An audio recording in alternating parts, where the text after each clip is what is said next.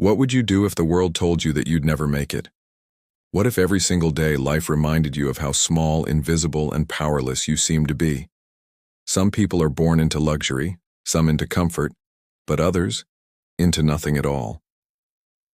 And yet sometimes out of the darkest streets and the harshest struggles rises a story so unbelievable, it almost sounds like a legend.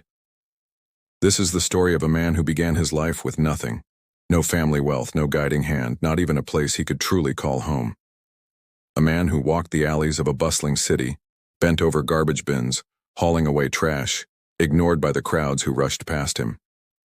Every day he worked among the discarded pieces of other people's lives, half-empty soda cans, crumpled newspapers, rotten leftovers. But deep inside, he carried something most of those who passed him never noticed, a dream that refused to die. Imagine this. The man collecting your trash today could one day own the building you live in. The boy everyone laughed at for smelling like garbage could one day sign checks that build entire skyscrapers. The worker who was invisible in the shadows could one day have his name etched in shining letters across the skyline. This is not just a story of money. It is a story of grit, hunger, and the relentless pursuit of something greater. And tonight, as you listen, I want you to ask yourself one thing. If he could do it, what excuse do any of us really have? The man who would one day become a tycoon was born in a part of the city most people tried to avoid. It was a slum of corrugated iron rooftops, muddy pathways, and a constant smell of damp clothes and cooking fires. Children ran barefoot through narrow alleys, their laughter echoing against walls stained with time. But underneath it was hunger. Always hunger. His earliest memories were of watching his mother patch torn clothes with trembling fingers, and of nights when dinner was nothing more than boiled water with salt. His father was a laborer who disappeared before he could even form words. Some said he had run off to another city. Others whispered darker things, but no truth ever came back to the boy. His mother struggled to hold everything together, working in houses as a cleaner, carrying baskets of laundry, bending her back until it ached. And still, it was never enough. Rent was late, meals were skipped, and he often went to bed with the sharp ache of an empty stomach. School was a luxury that came and went. Some days he had books, borrowed and scribbled on by children before him. Other days, he stayed home to help his mother, collecting scraps, bottles, or old cardboard to sell for pennies. The teachers often looked at him with pity, shaking their heads when he dozed off in class, exhausted from working the night before. But every once in a while, when the lessons turned to numbers or maps of the world, something inside him lit up, and he felt a pull towards something bigger than the life he knew. There was a sharp contrast between the city's rich and poor. On his way to work with his mother, he would pass by tall gates guarding houses with tiled roofs, shining cars parked inside, and gardens blooming with flowers. He would stop, sometimes just for a second, staring at those houses, wondering what kind of people lived inside, what it felt like to sit down at a table full of food every night. It was in those moments, when the dream of more was a blurry picture in his mind, that ambition first began to flicker. But dreaming in poverty is dangerous. It can make people laugh at you. It can make people call you foolish or lazy or worse. And soon enough he would learn that if he wanted to change his fate, he'd have to pay a heavy price in sweat, sacrifice, and pain. The city was alive every morning with the noise of buses, car horns, and hurried footsteps. But for him, mornings didn't begin with breakfast or school books. They began with the rattle of an old metal cart, the stink of rotting waste, and the scratch of torn gloves against broken bottles and wet paper. He was a garbage collector, one of the many faceless workers who cleaned up the city only to disappear into the background when the streets were spotless. He was still young, barely in his teenage years, when he first began pulling that cart. His hands blistered quickly, the skin peeling, but he had no choice. Every coin mattered. Every scrap collected meant maybe, just maybe, he and his mother could eat that night. And so he worked, while the world around him laughed, hurried, or looked away. The insults were the hardest to carry. Other children who wore shoes instead of torn sandals, pointed at him as he dragged bags of waste. They called him trash boy, wrinkled their noses and laughed when the smell clung to his clothes. Even adults dismissed him with cold eyes, stepping around him as though he wasn't human but part of the garbage itself. One afternoon, as he pushed his cart down an alley, a group of boys blocked his path. They mocked him, pulled at the bags, and one of them threw a rotten fruit in his face. He wanted to shout, to fight back, but hunger and exhaustion had drained him. So he wiped his face, tightened his grip on the cart, and kept walking. Their laughter followed him, piercing deeper than any physical wound. The world seemed determined to remind him of his place. When he applied for a small side job sweeping a shop, the owner took one look at his torn clothes and told him he wasn't fit to stand near customers. When he tried to sit in the back of a classroom on days he could attend school, children moved their chairs away from him, whispering about the stench. He learned early that poverty wasn't just about empty stomachs. It was about being treated as though you didn't matter at all. And yet, through all the humiliation, something strange began to happen. Every day, among the newspapers he collected, he found pieces of stories, numbers, and images of a world he had never known. At first, he would use them simply as scrap, something to sell by weight. But slowly, curiosity pushed him to read. He would smooth out the wrinkled sheets under the dim glow of a streetlight, tracing letters with his finger. He didn't understand everything, but when the pages spoke of houses, land, and buildings, his imagination lit up like fire. What was property? Why were some people living in castles of glass and steel, while others barely survived in shacks of tin? How did ownership work? How could land make someone rich? The newspapers never answered all his questions, but they gave him glimpses of possibility. And each time he read about a new skyscraper rising, about deals made in boardrooms, about fortunes built from real estate, a thought grew louder in his mind. If they can do it, why not me? But dreams, no matter how bright, don't erase hardship. There were nights he and his mother went to bed with nothing but water. Nights when rain leaked through the holes in their roof and soaked their blankets, forcing them to huddle together for warmth. Nights when his mother cried quietly, thinking he was asleep, whispering apologies for not giving him more. He faced not one, but several crushing setbacks that nearly broke him. The first came when his mother fell gravely ill. The years of hard labor had taken their toll, and she collapsed while scrubbing floors in a wealthy household. Hospital bills arrived like a cruel storm, numbers written on paper that seemed impossible to reach. He worked double shifts, pulling garbage by day and carrying crates at night, but it still wasn't enough. He begged, borrowed, even pleaded with strangers. But money was short and kindness was rarer. The day she passed away, the boy who had always dreamed of more was left alone in a world that had given him nothing. Grief could have ended him. For days, he wandered the streets, not even pushing his cart, numb to the world. He thought of giving up, of letting go, of joining the faceless, forgotten poor who drifted into silence. But one night, sitting by the flickering light of a street lamp, he pulled out a crumpled newspaper. It was an article about a man who had come from nothing, someone who had built an empire from a single shop. Something about those words struck him deeply.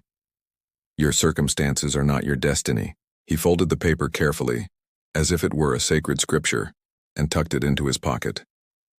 The second major setback came years later, when he had finally saved enough to buy something small. Not land, not yet, but a little stall where he hoped to sell snacks and cold drinks. He poured every coin, every drop of sweat into it, but the stall was robbed one night, stripped bare of supplies. When he arrived the next morning, staring at the empty wooden frame, despair nearly crushed him. It was as though the world was mocking him, punishing him for daring to dream. And yet, even as his heart sank, another thought fought its way through the darkness. This can't be the end. I will not let it be the end. The third great blow came from betrayal. He had once trusted a man who promised to help him invest his small savings. The man wore fine clothes, spoke smoothly, and convinced him that doubling his money was easy. Naive, desperate, and hungry for a way out, he handed over his hard-earned cash. Days later, the man vanished, leaving behind nothing but cruel laughter in the memories of those he tricked. Losing money hurt, but losing trust hurt even more. These wounds nearly broke him, but they also carved something powerful into his character. Resilience, grit, a refusal to stay on the ground, no matter how many times life shoved him down. And though the city still saw him as just another garbage collector, inside he was becoming something else. A man who would not quit. Sometimes the most life-changing moments arrive quietly, disguised as ordinary days. For him, it began with another morning on the trash route. The same rickety cart, the same foul smell of rot and dust. But buried among the heaps of waste, he noticed a thick, leather-bound book tossed aside by someone who no longer wanted it. He almost ignored it, ready to throw it into the pile for recycling. But something about its weight, its presence, called to him. He wiped the grime off the cover and read the title, A Beginner's Guide to Property and Investment. That book became his new treasure. Every night after dragging garbage across the city, he would sit under the weak glow of a streetlight and trace the words with his finger. The sentences were hard, filled with terms he barely understood: mortgage, equity, assets, valuation. But he refused to let the difficulty scare him. Slowly, painfully, he pieced together meaning, one page at a time, one paragraph repeated 100 times if necessary. As the weeks stretched into months, the book opened his eyes to something extraordinary. Land was not just soil. A house was not just shelter.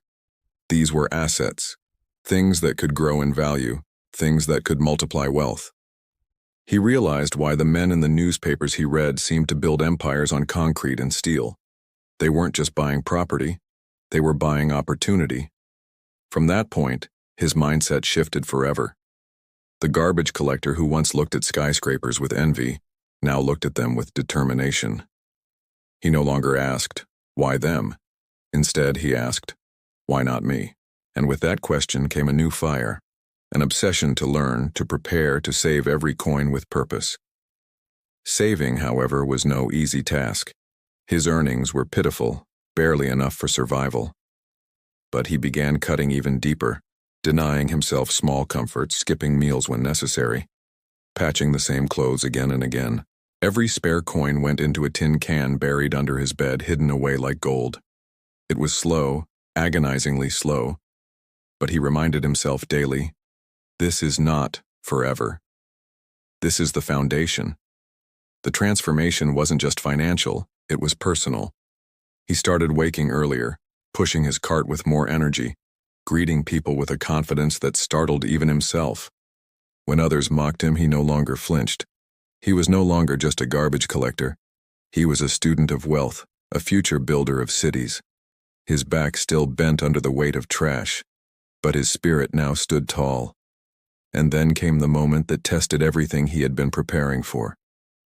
After years of saving, counting, and recounting coins late into the night, he finally had enough to buy something small. Not an apartment, not even a house, just a tiny, forgotten plot of land on the outskirts of the city. Most people ignored it. It was barren, rocky, with no clear road access. But to him it was the beginning of everything. When he walked into the office to sign the papers, the clerk sneered at his ragged clothes. "Are you sure you can afford this?" the man asked with a smirk. His hands trembled as he laid down the stack of crumpled bills and coins, savings from years of sweat and sacrifice. The clerk's smirk vanished. The deal was sealed. He walked out of that office a landowner, a title that no insult, no humiliation could ever strip away. Owning that land changed him in ways even he didn't expect. Every morning, before starting work, he would walk to that plot, stand on its dusty soil, and close his eyes. In his mind, he saw a house there, then a shop, then maybe a row of buildings. The world around him saw only dirt, but he saw the foundation of a future empire. And that vision gave him strength to endure, to push harder than ever before. But knowledge was still his sharpest weapon. He hunted for discarded newspapers, magazines, any scraps of information about real estate. Sometimes he would even linger outside cafes where businessmen spoke, listening to their conversations, storing away words and ideas. He learned about loans, about partnerships, about timing the market. Piece by piece, he built an education that no school would have offered him, paid for not with money but with relentless curiosity. Of course, the road wasn't instantly smooth. Neighbors laughed when they saw him proudly tending to his empty land. "Why waste your life dreaming over a pile of dirt?" They jeered. But he had learned by now that the world always mocked dreamers, right until those dreams became reality.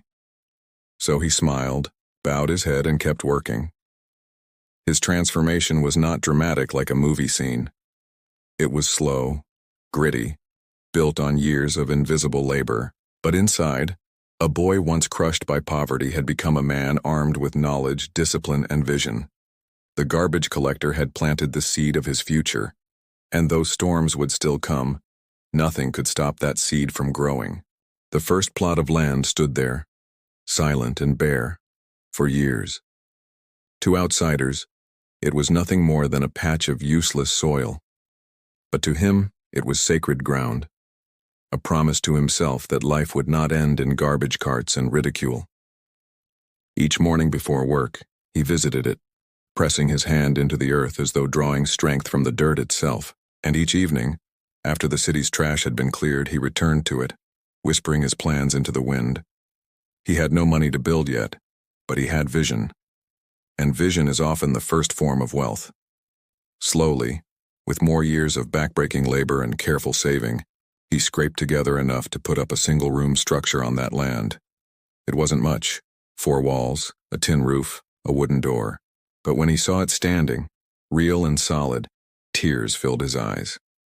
For the first time in his life, he had created something lasting, something that was his. That one-room building became the seed of his empire.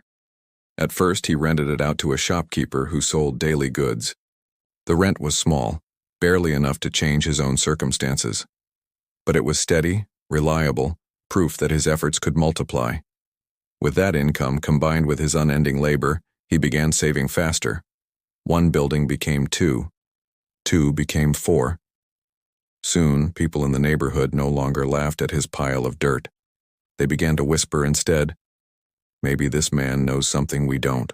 His hunger grew with every success. The boy who once dug through trash now read property listings like scripture. He studied neighborhoods, predicting which areas would grow, which streets would one day bustle with life. Sometimes he gambled on places no one wanted, only to see them flourish years later. Other times he lost money, made mistakes, even felt the sting of debt. But with each lesson, his wisdom deepened and his resolve sharpened. He never forgot the pain of betrayal, so he learned to be cautious, to verify every deal, to read every contract carefully. When slick-talking men tried to cheat him again, he no longer fell for their traps. Instead, he walked away, his eyes sharper, his mind quicker. Every failure that had once broken him now became armor, protecting him on the battlefield of business. Decades rolled on. The young garbage collector aged into a man of stature, his shoulders still strong, his hands still rough from labor. But now, those hands signed deeds, shook hands with investors, and pointed to construction sites where buildings rose into the sky. The city that once ignored him could no longer look away.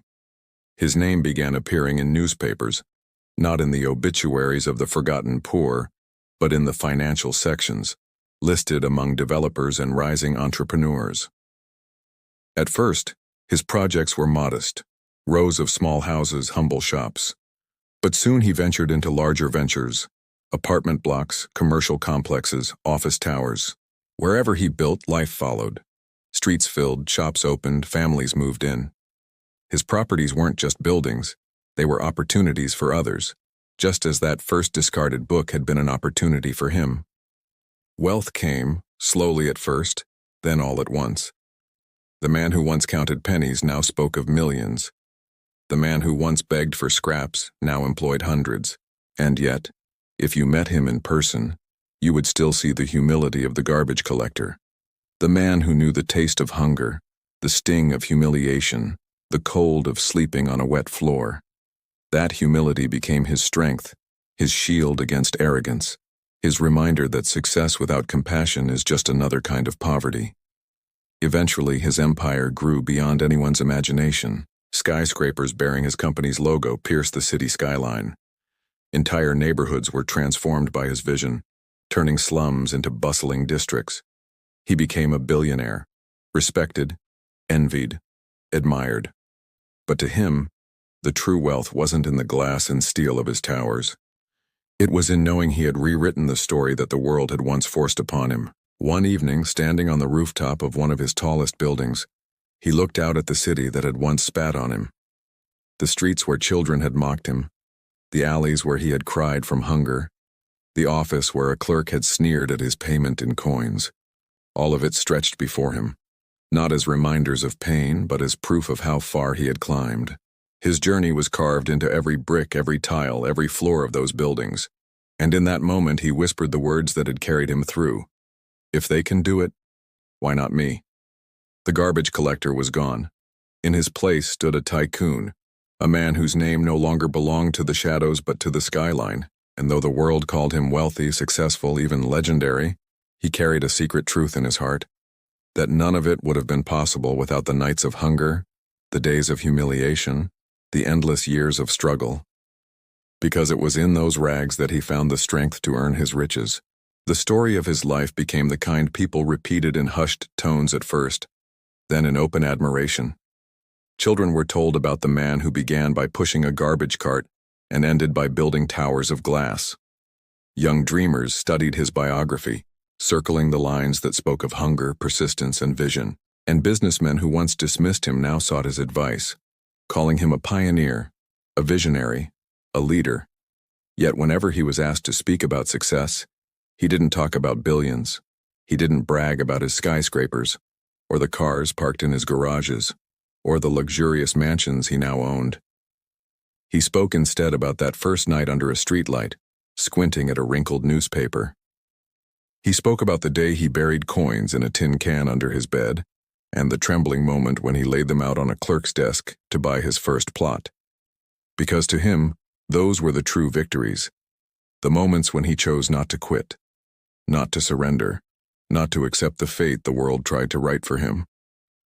Standing before crowds, he would often ask the same question he once asked himself. What would you do if the world told you that you'd never make it? And as the audience sat silent, he would tell them, you don't need permission to dream, you don't need wealth to begin, you need hunger, you need patience, and you need the courage to see value where others see nothing. His story is not just about real estate, it is about resilience.